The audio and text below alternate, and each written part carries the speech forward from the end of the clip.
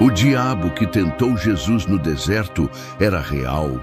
Essa pergunta, carregada de mistério e peso espiritual, tem atravessado os séculos, despertando debates profundos entre estudiosos, pastores e crentes ao redor do mundo. Quando o texto sagrado afirma que o Filho de Deus foi levado ao deserto para ser tentado pelo diabo, não está apenas relatando um evento sobrenatural, mas nos convidando a entender uma das passagens mais enigmáticas das Escrituras.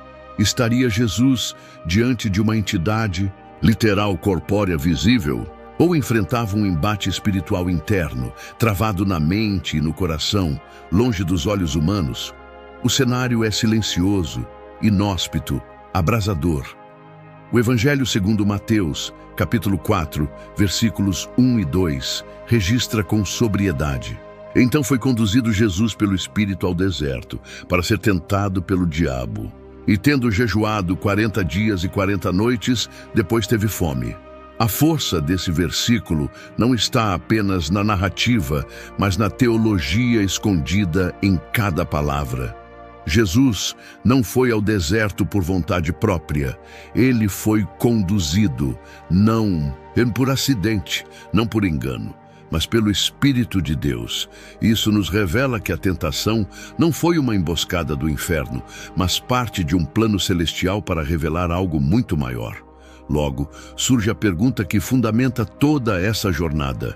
Se o Espírito conduziu Jesus até ali, quem era esse que apareceu no momento de maior fraqueza física do Messias? Era um ser real, dotado de personalidade e inteligência.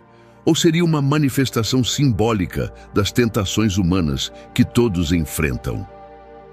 Ao longo das Escrituras, vemos exemplos de encontros com seres espirituais que se manifestam de formas tangíveis.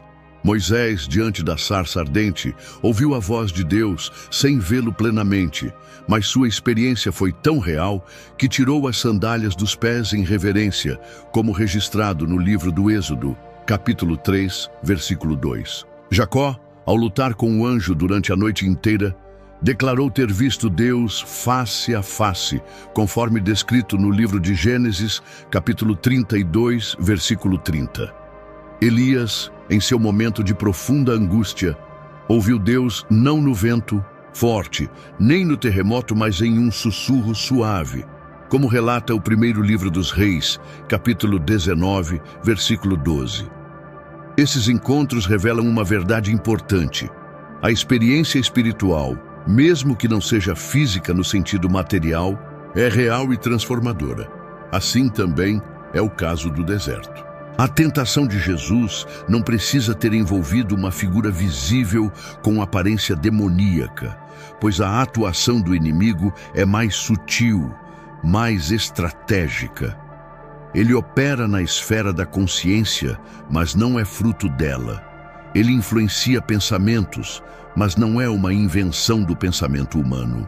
Há uma distinção clara entre luta espiritual e projeção mental.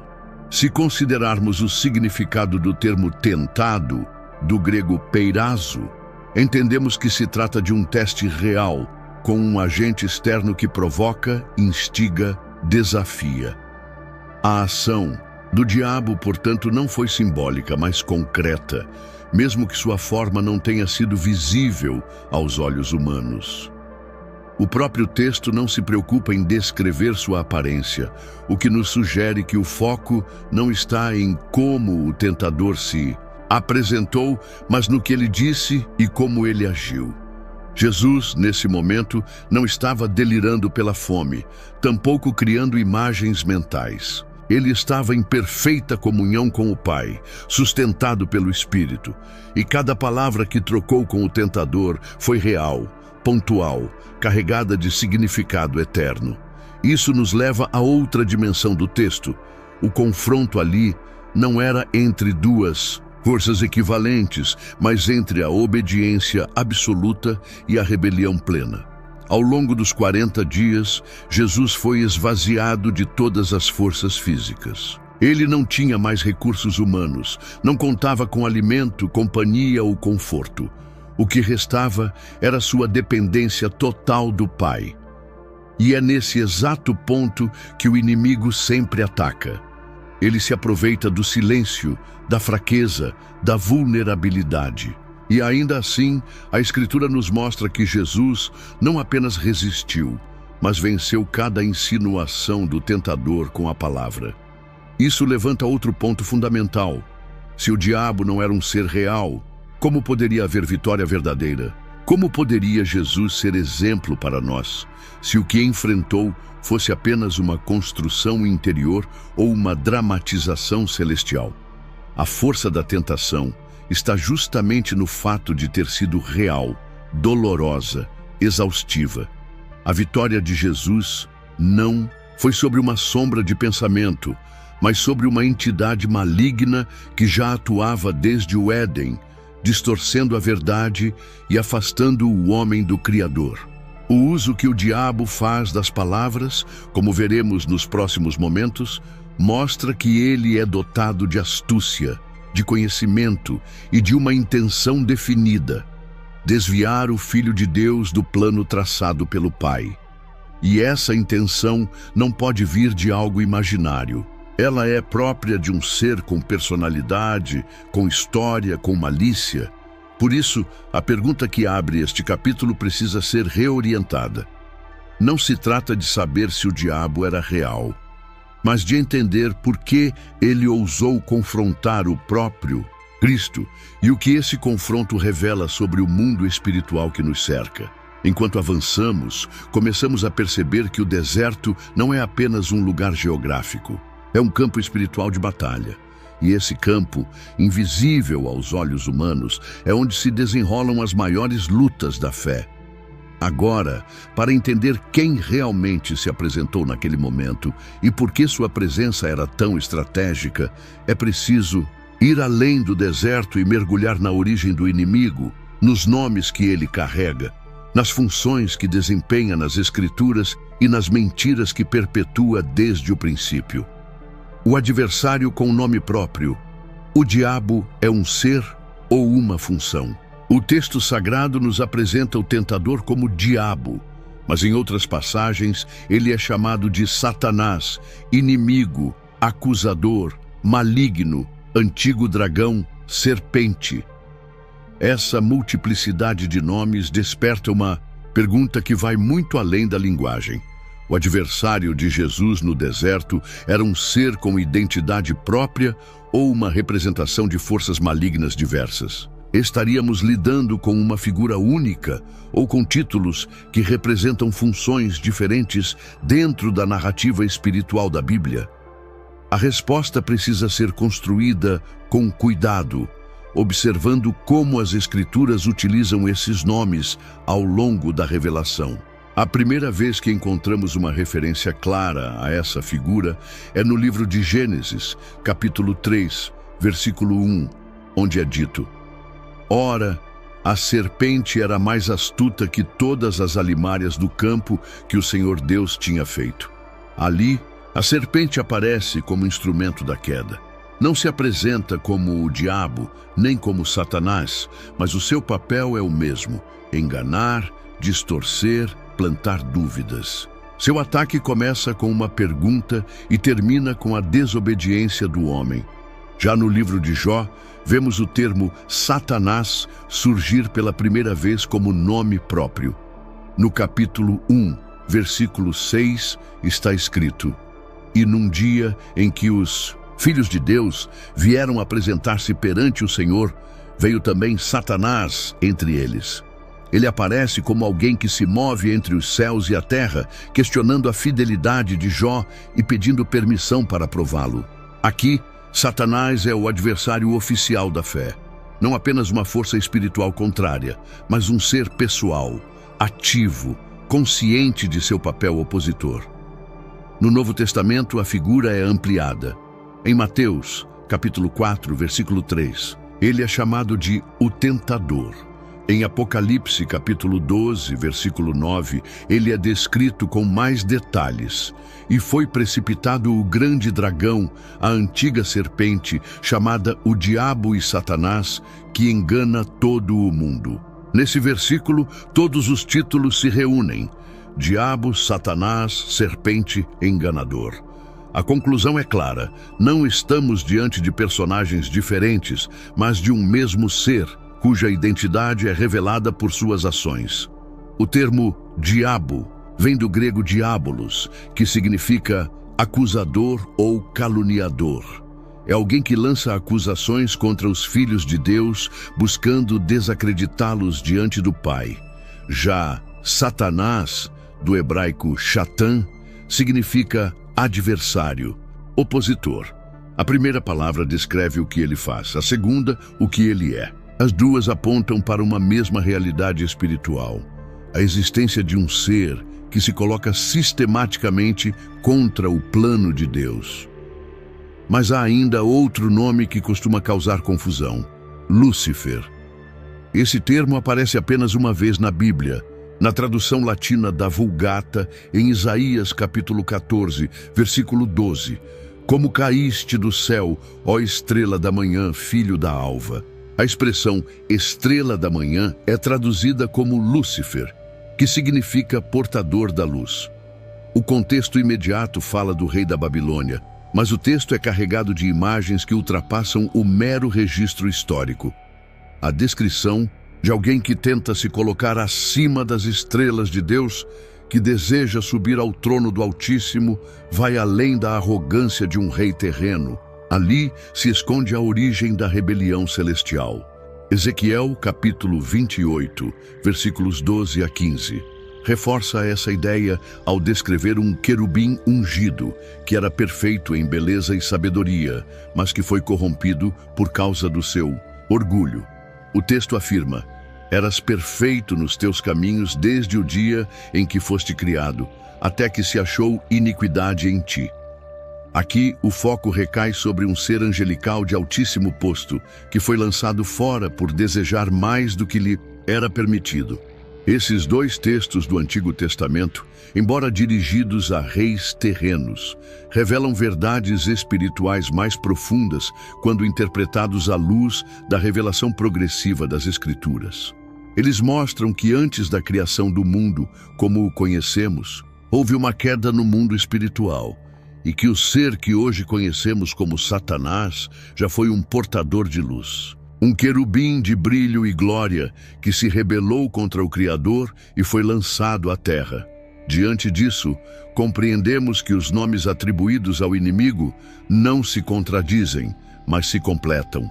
Lúcifer aponta para sua origem gloriosa, Satanás para sua postura rebelde, Diabo para sua missão de caluniador, tentador para sua ação estratégica, serpente para sua astúcia, dragão para seu poder destrutivo.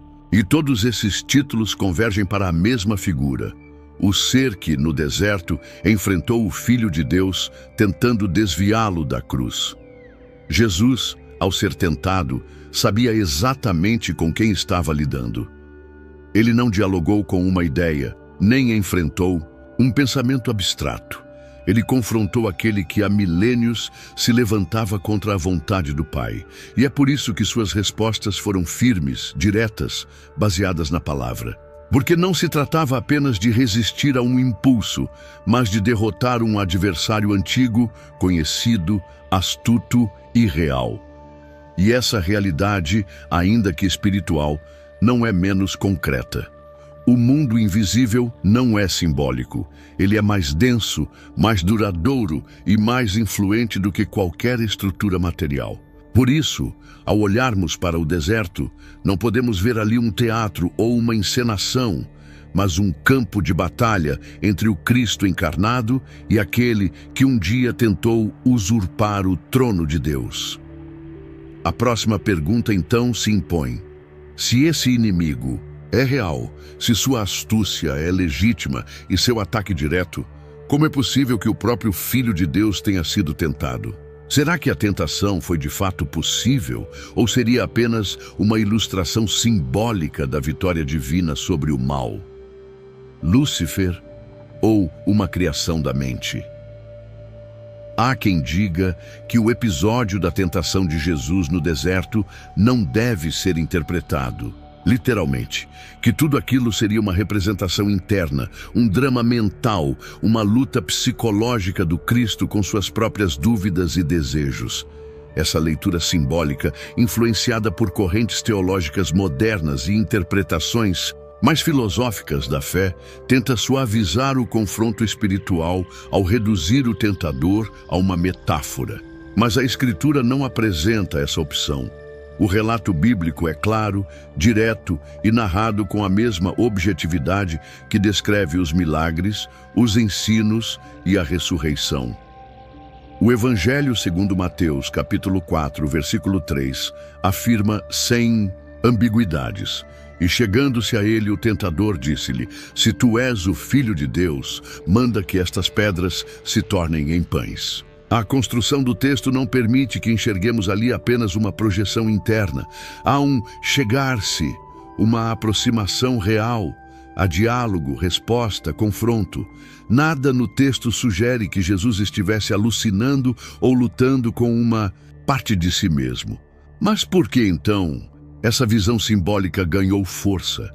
Em parte porque vivemos uma era em que o mundo espiritual foi rebaixado ao campo do psicológico. O que antes era visto como batalha espiritual, hoje é frequentemente explicado como conflito emocional. A tentação nesse modelo não é mais um ataque do inimigo, mas uma falha da mente. É uma maneira sutil de esvaziar o peso da realidade espiritual que permeia toda a Bíblia. No entanto, a palavra é consistente. Em toda a Escritura, o diabo nunca é tratado como uma ideia, um arquétipo ou uma força impessoal. Ele é sempre um ser dotado de vontade, linguagem, estratégia.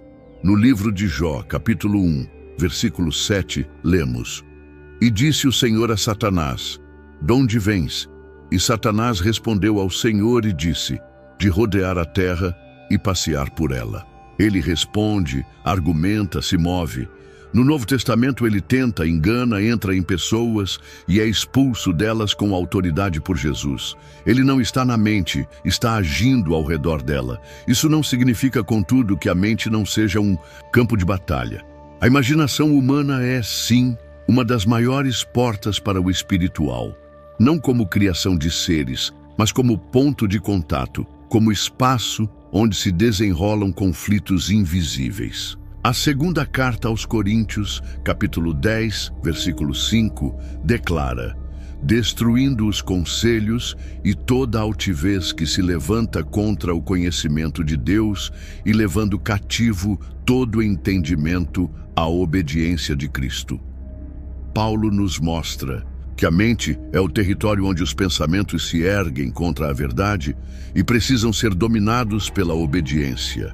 A imaginação, portanto, pode ser influenciada, pode ser atacada, pode ser envolvida por imagens e sugestões que não têm origem no coração humano, mas no mundo espiritual. E é por isso que o inimigo sempre atua através de sutilezas, de sugestões, de ideias que parecem boas, mas escondem veneno. No Éden, ele não disse diretamente desobedeça a Deus. Ele perguntou: é assim que Deus disse? A dúvida foi o primeiro passo. O pensamento foi o veículo, mas o agente era externo. Da mesma forma, no deserto, Satanás não aparece com gritos ou ameaças. Ele fala com lógica, usa argumentos, apresenta ideias que, fora de contexto, pareceriam até espirituais. Transforme pedras em pão, lance-se do templo, adore e tudo será teu. São frases construídas com aparência de sentido, mas com intenção de destruição. E o que está em jogo não é o raciocínio de Jesus, mas a fidelidade de sua alma. Reduzir tudo isso a um conflito interno seria ignorar o peso espiritual dessa passagem. Jesus não enfrentou a si mesmo, mas aquele que desde o princípio se levanta contra Deus. A carta de Pedro, capítulo 5, versículo 8, nos adverte: sede sóbrios, vigiai, porque o diabo, vosso adversário, anda em derredor, bramando, e como leão, buscando a quem possa tragar. A linguagem é de movimento, de proximidade, de ação. O inimigo está ao redor, não dentro. Ele não é uma criação da mente, mas um invasor dela. Além disso, se aceitássemos que a tentação no deserto foi uma alucinação, teríamos que aceitar que outras manifestações demoníacas registradas na vida de Jesus também foram: a libertação do gadareno, a expulsão de demônios de crianças, os confrontos com espíritos em sinagogas. Todos esses eventos perderiam sua literalidade e, por consequência, perderíamos também a força da vitória de Jesus sobre eles. O diabo tenta se esconder atrás de ideias. É sua especialidade. Ele prefere que pensemos que ele não existe, que tudo é apenas desequilíbrio emocional, que as tentações são falhas de caráter, que o mal é apenas ignorância. Mas enquanto pensamos assim, ele continua agindo, manipulando, desviando. Ele conhece a mente humana melhor do que nós e por isso escolheu o deserto, onde os sentidos são aguçados, onde o corpo está enfraquecido, onde a alma está sensível. Jesus não estava confuso. Ele não estava tendo visões. Ele estava enfrentando um ser real, astuto, antigo. E ao vencê-lo, ele nos mostrou que o campo de batalha pode até ser mental, mas a guerra é espiritual. A mente é o terreno, mas o inimigo é externo. Se o deserto nos ensina algo, é que o maior perigo não está nos pensamentos que surgem, mas nas vozes que os alimentam. E a única forma de resistir é com a mesma arma que Jesus usou, a palavra viva e revelada. Mas essa batalha não é apenas sobre o inimigo, ela também é sobre nós. Porque o que foi revelado ali não diz respeito apenas à natureza do tentador, mas à nossa própria condição diante das tentações. E é olhando para esse espelho que o próximo capítulo se desenha com ainda mais profundidade. Cristo podia mesmo ser tentado? Antes de continuarmos, se este conteúdo tem abençoado sua vida, curta, comente e compartilhe. Seu amém nos comentários faz toda a diferença para alcançarmos mais pessoas. Se inscreva no canal e, se quiser abençoar o canal, deixe um super chat de qualquer valor ou se torne membro. Assim, continuamos investindo em pesquisa e melhorias para abençoar ainda mais a sua vida. Continuando, a cena do deserto é clara, direta, mas esconde uma das maiores tensões da teologia cristã. Jesus foi tentado. Mas como pode ser tentado aquele que é plenamente Deus? A pergunta não é simples, e a resposta exige que nos aprofundemos na realidade da encarnação, onde o infinito se revestiu de finitude, onde o eterno pisou no tempo, onde o Criador caminhou entre os homens como criatura. Jesus não foi apenas um homem cheio de Deus. Ele é Deus, feito homem. A encarnação, descrita com beleza e reverência na carta aos Filipenses, capítulo 2, versículo 7, afirma que ele se esvaziou a si mesmo, tomando a forma de servo, fazendo-se semelhante aos homens. Esse esvaziamento, no grego kenosis, não significa que deixou de ser Deus, mas que escolheu não usar, por conta própria, os atributos divinos. Ele assumiu todas as limitações humanas. Sentia fome, sede, cansaço, chorava, se comovia, foi ferido. E sim, podia ser tentado. É nesse ponto que se torna ainda mais necessário entender a natureza dual de Cristo.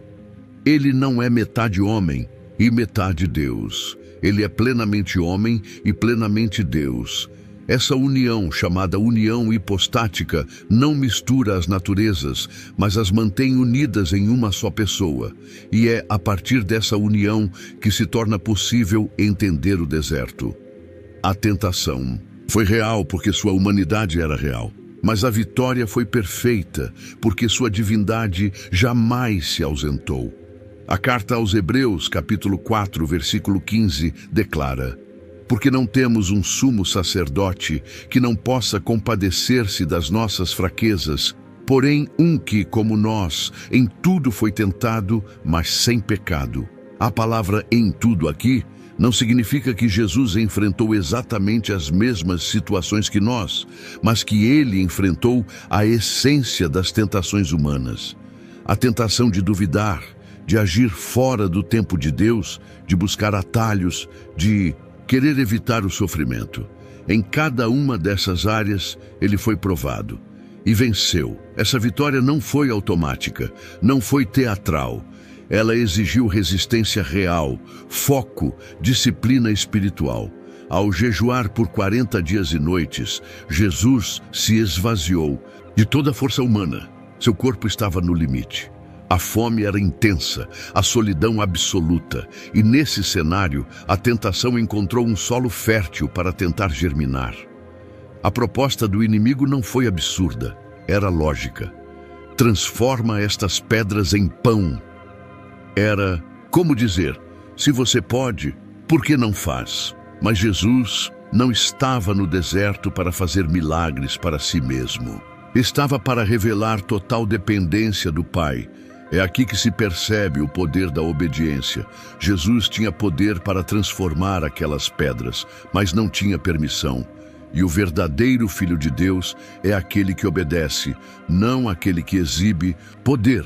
Ele não veio para impressionar, mas para submeter-se ao plano eterno. Essa obediência absoluta é o que o torna o novo Adão. O primeiro cedeu no jardim, cercado de abundância. O segundo venceu no deserto, cercado de escassez.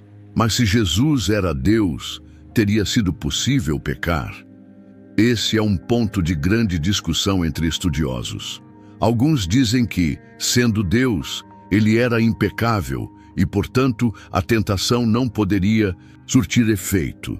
Outros afirmam que, sendo plenamente homem, a tentação era verdadeira e a possibilidade de queda existia. A verdade é que não se trata de possibilidade, mas de fidelidade. A tentação era legítima, mas Jesus era fiel. Ele não pecou, não porque não podia, mas porque escolheu a obediência perfeita. O Evangelho de João, capítulo 5, versículo 19, traz uma afirmação poderosa de Jesus. Na verdade vos digo que o Filho por si mesmo não pode fazer coisa alguma se o não vir fazer o Pai. Essa declaração mostra que cada ação de Cristo foi guiada, submetida, moldada pela vontade do Pai. Não há independência em sua missão, há rendição. E é por isso que sua tentação tem tanto poder para nos ensinar. Ele não venceu como um super-homem. Venceu como o homem perfeito, cheio do Espírito, submisso à palavra. Essa perspectiva nos oferece consolo. Jesus não venceu porque estava blindado contra o mal, mas porque estava enraizado na verdade. Ele venceu porque confiava, porque conhecia o Pai, porque sabia quem era. E é isso que o diabo tentou abalar. Em cada tentação, a identidade de Jesus era colocada em xeque. Se tu és o Filho de Deus, não é coincidência, é estratégia. O inimigo sabia que se Jesus duvidasse de sua filiação, se tentasse provar sua identidade fora da vontade de Deus, todo o plano redentor ruiria. Por isso, a tentação de Cristo é mais do que um evento histórico. É um marco espiritual. Ela revela que o Deus encarnado passou pelo vale da provação, não para mostrar que era invencível, mas para demonstrar que é acessível. Ele não se isolou do sofrimento humano. Ele o assumiu por completo e, ao sair vitorioso, mostrou que também podemos resistir, se permanecermos firmes na palavra, como ele permaneceu. A pergunta sobre como Jesus pôde ser tentado nos leva, então, a uma resposta ainda mais profunda. Ele foi tentado por nós, para nos representar, para vencer onde nós fracassamos, para ser o novo caminho e para que, diante do mal real, da dor real, da tentação real, pudéssemos encontrar nele a força para continuar. Mas nem todos concordam que o adversário no deserto era um ser literal. Alguns acreditam que se tratava apenas de uma figura simbólica, uma dramatização do conflito interno de Cristo. Essa tese, porém, nos conduz ao próximo ponto, onde investigamos. Seria o diabo um ser real ou apenas uma criação da mente?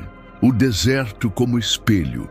O deserto onde Jesus foi tentado não era apenas um local geográfico, era um espelho, um reflexo ampliado das lutas silenciosas que enfrentamos ao longo da vida. Porque ali, diante do calor abrasador, da solidão densa e da fome extrema, foram reveladas as mesmas tensões espirituais que nos cercam hoje. A narrativa não é apenas um registro do que aconteceu com o Filho de Deus, é também um retrato do que acontece com cada filho de Adão que busca permanecer firme diante das promessas falsas e dos atalhos que o mundo oferece. Cada elemento daquela cena tem um eco em nossa experiência. O silêncio que Jesus enfrentou no deserto é o mesmo que muitos sentem quando oram e parecem não obter resposta. A fome que o consumia é semelhante à carência que corrói os corações humanos quando se sentem vazios de propósito, de sentido, de afeto. A solidão que o cercava é parecida com aquela que nos assombra mesmo em meio à multidão, quando ninguém parece nos compreender. E o tentador que se aproximou dele continua se aproximando de nós, agora com máscaras adaptadas, mas com a mesma essência: seduzir, confundir, destruir. A primeira tentação que Jesus enfrentou, de transformar pedras em pão, revela uma das estratégias mais comuns do inimigo: atacar nossas necessidades legítimas para gerar escolhas erradas. A fome de Jesus era real.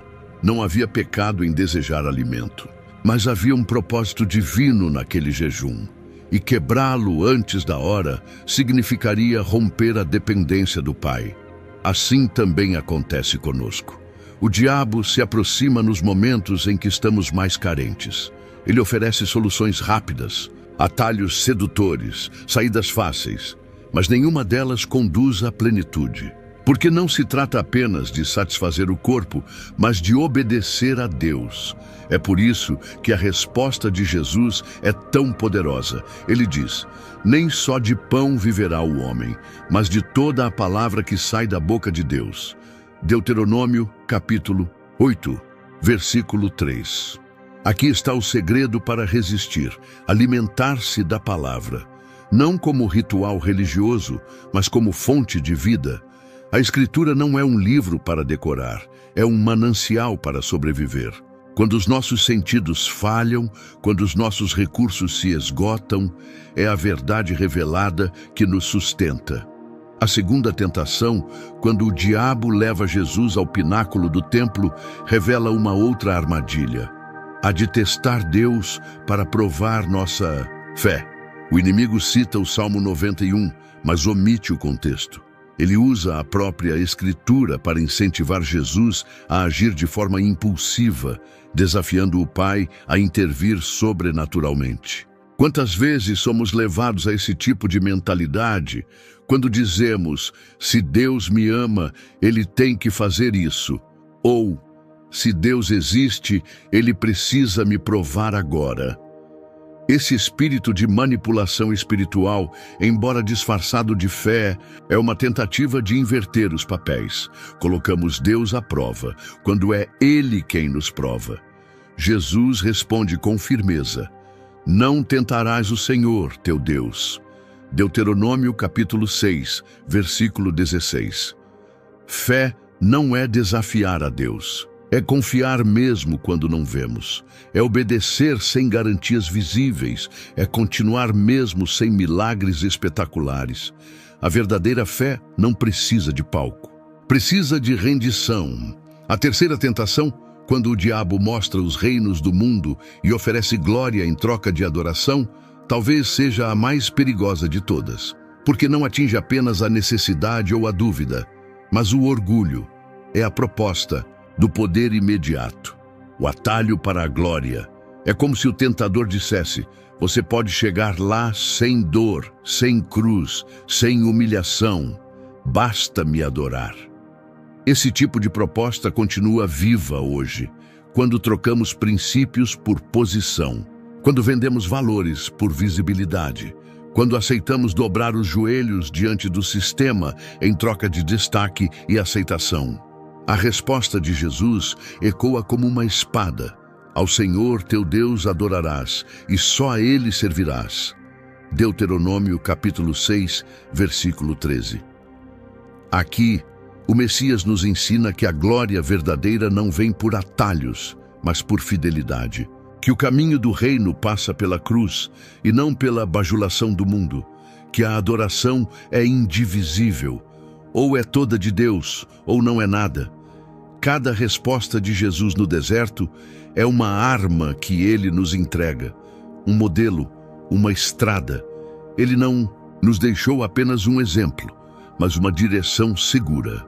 O deserto revela que a tentação é inevitável, mas também revela que a obediência é possível. Jesus venceu não como alguém distante, mas como alguém que assumiu a nossa humanidade por completo. E se ele venceu, há esperança para nós. A carta de Tiago, capítulo 1, versículo 12, diz: Bem-aventurado o homem que suporta a tentação, porque quando for provado, receberá a coroa da vida. Suportar a tentação não significa não ser afetado por ela, mas não ceder a ela. Não se trata de força própria, mas de permanência na verdade. E essa permanência só é possível quando a palavra está viva dentro de nós, como estava em Cristo. O salmista escreveu: Escondi a tua palavra no meu coração, para não pecar contra ti. Salmo 119, versículo 11. Jesus não apenas conhecia a Escritura, ele vivia nela. E é isso que o capacitou a resistir quando o inimigo chegou com suas falsas promessas. O deserto mostra que não basta ter conhecimento, é preciso ter aliança, é preciso confiar mesmo quando o céu está em silêncio, mesmo quando o pão não vem, mesmo quando tudo parece seco. Essa luta, então, não é apenas sobre o passado, é sobre agora, é sobre você, é sobre o que você faz quando está sozinho, quando está faminto de sentido, quando está cansado e ferido, quando o mundo oferece atalhos que parecem melhores do que o caminho estreito da fidelidade. A tentação de Jesus revela que o inimigo ataca com mais força quando estamos vulneráveis, mas também revela que, mesmo em vulnerabilidade, é possível vencer. E se o deserto nos ensina algo, é que a vitória não se mede pelo barulho da conquista, mas pelo silêncio da resistência. Quem permanece de pé quando ninguém está olhando, já venceu mais do que muitos que brilham em público. Jesus venceu no deserto. Mas o confronto que começou ali era apenas o início. A guerra entre ele e o adversário continuaria. E, no próximo passo, a realidade da presença demoníaca seria exposta ainda mais profundamente diante da maior vitória de todas. O diabo era real. Mas a vitória também é. O deserto não foi um ponto final. Foi um ponto de partida. Aquele encontro solitário entre Jesus e o tentador inaugurou uma guerra declarada entre o reino das trevas e o Filho de Deus. Aquele que ousou desafiar o Messias no lugar mais árido e silencioso, voltaria a agir nas sombras, usando novas estratégias, novos rostos, novas armadilhas, mas uma coisa já estava selada: ele havia sido exposto. E mais do que isso, havia sido vencido por alguém que não se deixou seduzir pelo poder, nem pelas necessidades do corpo, nem pela glória deste mundo. A narrativa do deserto foi o início de uma ofensiva que continuaria durante todo o ministério de Jesus. O mesmo tentador que se apresentou com palavras suaves no início, voltaria a falar, agora através de pessoas, de situações, de estruturas religiosas e até de discípulos bem intencionados. No Evangelho de Mateus, capítulo 16, versículos 22 e 23, quando Pedro tenta impedir Jesus de anunciar que sofreria e morreria em Jerusalém, o mestre responde com uma firmeza que revela a natureza espiritual da intervenção. Para trás de mim, Satanás, tu és para mim uma pedra de tropeço, porque não compreendes as coisas que são de Deus, mas só as que são dos homens. Pedro não era o diabo, mas sua palavra havia sido influenciada por ele. Isso mostra que o tentador derrotado no deserto não desapareceu, ele se adaptou, se disfarçou, passou a agir nos bastidores, como fez com Judas, de forma ainda mais direta. O Evangelho de Lucas, capítulo 22, versículo 3, afirma: Entrou, porém, Satanás em Judas, por sobrenome Iscariotes, que era um dos 12. O mesmo adversário que tentou o Filho de Deus agora entrava em um dos seus seguidores. A guerra havia subido de nível. A cada passo em direção à cruz, o diabo tentava intervir. Ele não compreendia plenamente o plano de salvação, mas sabia que algo grandioso estava prestes a acontecer. Sua intenção era interromper o avanço do Messias, fazer com que ele desistisse, que fosse desacreditado, que fosse morto antes da hora, ou que abandonasse sua missão por medo, por pressão, por solidão. Mas todas as tentativas falharam, porque o mesmo que venceu no deserto continuava firme no caminho da cruz. Essa constância é uma das marcas mais poderosas do ministério de Jesus. Ele não oscilou, ele não se desviou, ele não buscou atalhos. Enquanto era tentado em todas as formas, enquanto os espíritos malignos se manifestavam ao seu redor, enquanto os religiosos o rejeitavam e o povo oscilava entre adoração e desprezo, ele permanecia focado. Ele sabia quem era, sabia de onde vinha e sabia para onde ia. A cada exorcismo realizado, a cada libertação operada, a presença do reino de Deus era estabelecida. O Evangelho de Mateus, capítulo 12, versículo 28, registra a própria explicação de Jesus. Mas, se eu expulso os demônios pelo Espírito de Deus, é, portanto, chegado a vós o reino de Deus. O inimigo não apenas foi enfrentado no deserto, ele foi expulso em praça pública, envergonhado diante das multidões, desmascarado diante dos poderosos. Jesus caminhava entre os oprimidos e os libertava, não como um homem comum, mas como o próprio Verbo encarnado. Mas a batalha final ainda estava por vir. O deserto havia sido a introdução. A cruz seria o clímax, e foi ali, naquela colina escura entre o céu e a terra, que o confronto se intensificou até o limite. O diabo, que tentara impedir o nascimento de Cristo, que o desafiara no deserto, que entrara em Judas, que incitara os fariseus, agora assistia à sua aparente vitória. O Filho de Deus estava sendo crucificado, envergonhado, humilhado, abandonado. Parecia o fim. O apóstolo Paulo, escrevendo aos Colossenses capítulo 2, versículo 15, revela o que realmente aconteceu, e despojando os principados e potestades, os expôs publicamente e deles triunfou na cruz. O que o inferno via como uma derrota, o céu celebrava como vitória. A cruz não foi uma falha, foi uma conquista. Jesus não foi vencido, ele venceu. Ali, diante do olhar zombeteiro dos homens e da fúria invisível do inimigo, o Cordeiro se fez rei. E sua entrega voluntária desarmou todo o poder das trevas. A vitória do deserto se completava na cruz. Mas ainda haveria mais. A ressurreição, ao terceiro dia, selaria de forma definitiva que o diabo era real, mas que não tinha mais domínio. O Evangelho de João, capítulo 19, versículo 30, registra as palavras que encerraram a velha aliança e abriram um novo tempo. Está consumado. Com essa declaração, Jesus afirmava que o preço estava pago, que a justiça havia sido satisfeita, que o domínio do inimigo havia sido quebrado. O Apocalipse, capítulo 1, versículo 18, registra outra fala decisiva de Cristo já ressuscitado. Eu sou o que vivo e fui morto, mas eis aqui estou vivo para todo o sempre. Amém. E tenho as chaves da morte e do inferno. As chaves, que simbolizam a autoridade, estavam agora em suas mãos. Aquele que fora tentado, rejeitado, crucificado, agora estava glorificado.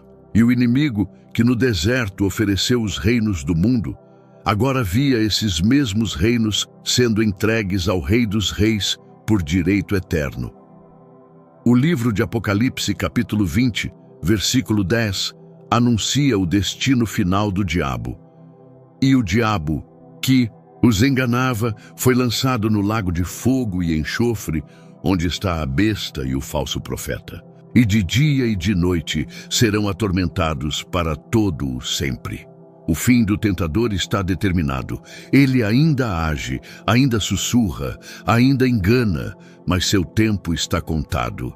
Ele já foi vencido e sua condenação é certa, mas enquanto o fim não chega, ele continua tentando. Não porque tenha poder sobre os filhos de Deus, mas porque conhece nossas fraquezas. Ele continua oferecendo atalhos, distorcendo verdades, seduzindo com promessas. Ainda hoje, a mesma voz que falou no deserto continua ecoando, não com a autoridade de antes, mas com a astúcia de sempre. Ele sabe que a única arma que temos é a mesma que Jesus usou, a palavra. Ele sabe que, se estivermos firmados nela, ele não tem acesso. O diabo era real, a tentação foi real, a batalha foi real. Mas mais real ainda é a vitória de Jesus. Uma vitória que não está presa ao passado, mas que continua sendo acessível hoje, agora, para todo aquele que crê.